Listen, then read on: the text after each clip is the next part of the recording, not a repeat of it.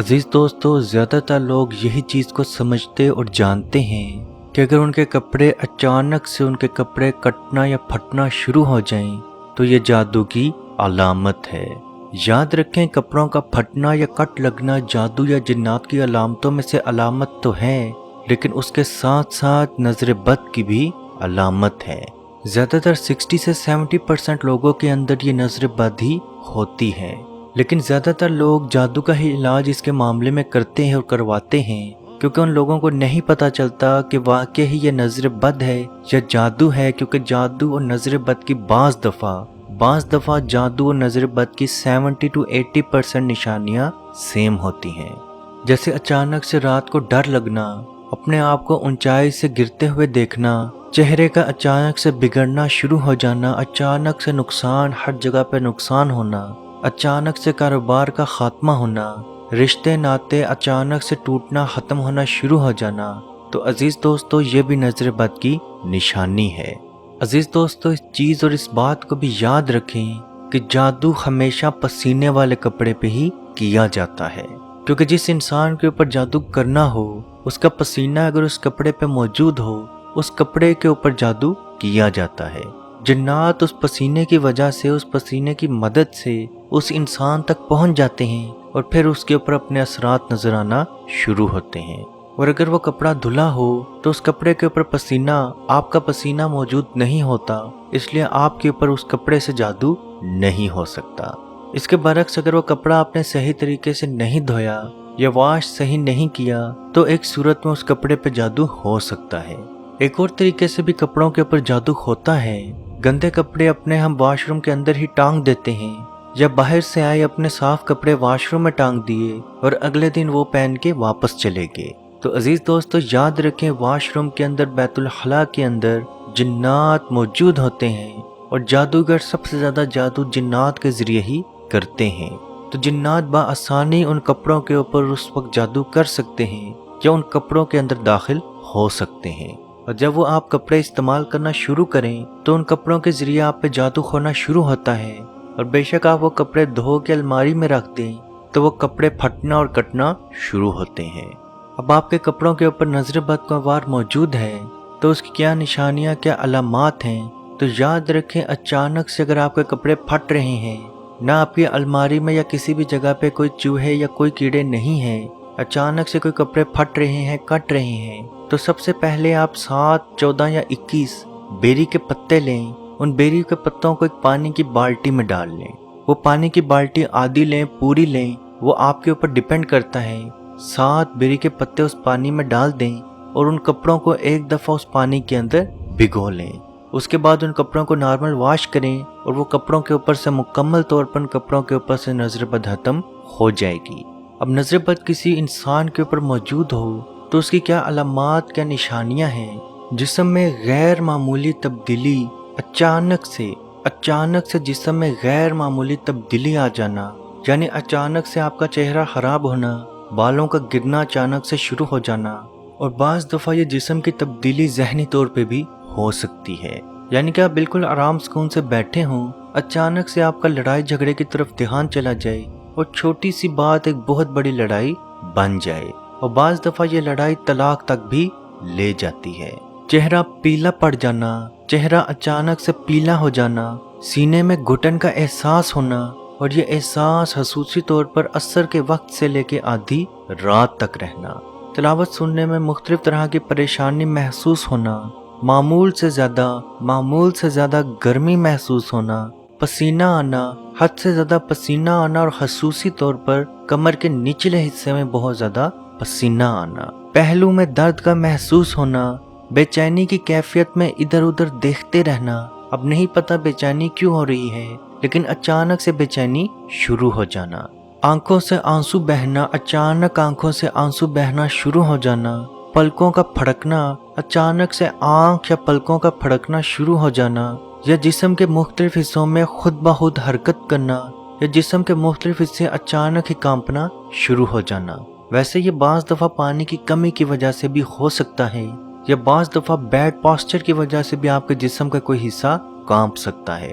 दिल डूबने की, अचानक से दिल डूबने की कैफियत महसूस होना, अचानक से डिप्रेशन में चले जाना, पट्टों का अकड़ जाना, खिंच जाना, दर्द महसूस होना, नींद बेहोशी, हर वक्त नींद बेहोशी में रहना या बिल्कुल ही नींद ना आना, या बाज दफ़ा बहुत ज़्यादा नींद का आना अचानक शुरू हो जाना, जिस्म पे बगैर चोट या बीमारी के नीले रंग के निशानात नजर आना शुरू हो जाना, शोहर और बीवी में अचानक से लड़ाई झगड़े शुरू हो जाना और छोटी सी बात तलाक तक पहुंच जाना, बच्चों का अचानक से बार बार बीमार होना शुरू हो जाना, मेडिसिन या ट्रीटमेंट के बाद भी उनका इलाज खत्म ना होना।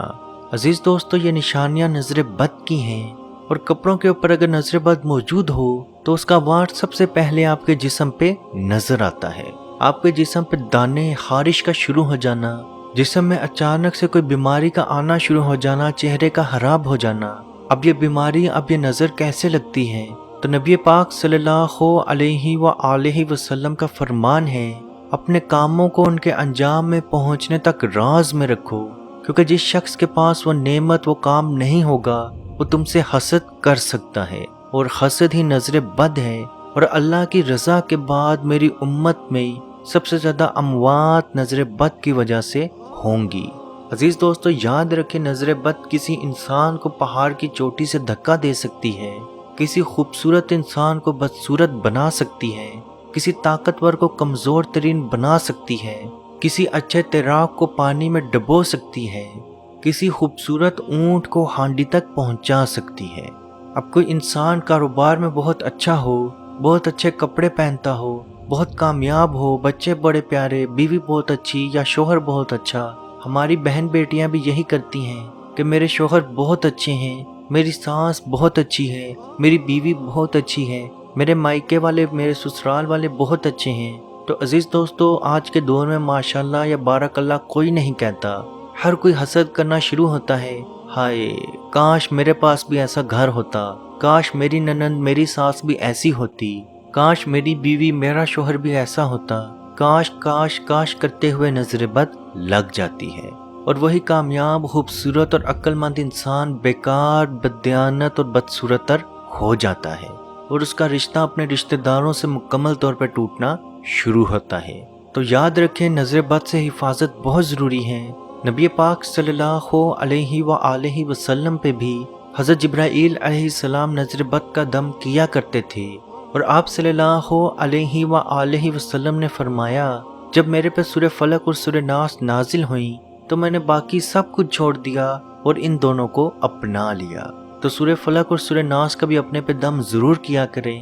और अल्लाह पाक से हमारी दुआ है कि हम सबको अल्लाह पाक अपने हिफ्ज़ व ईमान में रखे और कश्मीर के भाइयों पे खसूसी रहम अता फरमाए और उनको आज़ादी की नेमत अता फरमाए। और मुल्क पाकिस्तान में जो सैलाब मौजूद है, जो सैलाब मुतासरीन हैं, अल्लाह पाक उनकी गैब से मदद फरमाए और उनको हौसला अता फरमाए।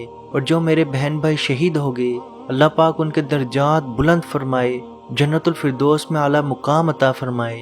जो बीमार हैं, ज़ख्मी हैं, बेघर और बेसरो समान हैं, अल्लाह पाक उनकी गैब से मदद फरमाए। आमीन। अल्लाह हाफिज। अऊज़ु बिल्लाहि मिनश शैतानिर रजीम। बिस्मिल्लाहिर रहमानिर रहीम। लिल्लाहि मा फिस समावाति व मा फिल अर्द व इन तुब्दू मा फी अनफुसिकुम औ तुख्फूहु युहासिबकुम बिहिल्लाह فيغفر لمن يشاء ويعذب من يشاء والله على كل شيء قدير آمن الرسول بما أنزل إليه من ربه والمؤمنون كل آمن بالله وملائكته